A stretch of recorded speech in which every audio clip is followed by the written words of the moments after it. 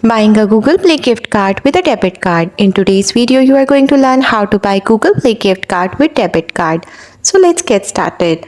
So if you want to purchase a Google Play gift card online, go to googleplay.com, and in the googleplay.com, you have to scroll down and select the online shop where you mean to make purchase.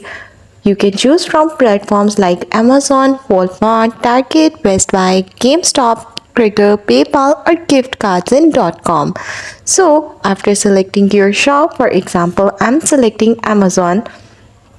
So I will go to the Amazon, and then what I have to do is targets. Once you have selected your platform, click on the add to cart button and specify the amount you want to purchase.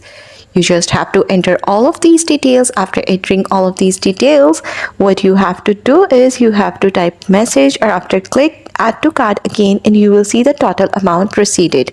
So here I'm clicking on proceed to checkout section, and now I will be able to select my payment method. So here I will add my payment method, including the card number, name, expiration date, security code, and then I will add my card. So once my card is added, I will be able to buy Google Play gift card with debit card. And that's all. Thanks for watching. Don't forget to like and subscribe.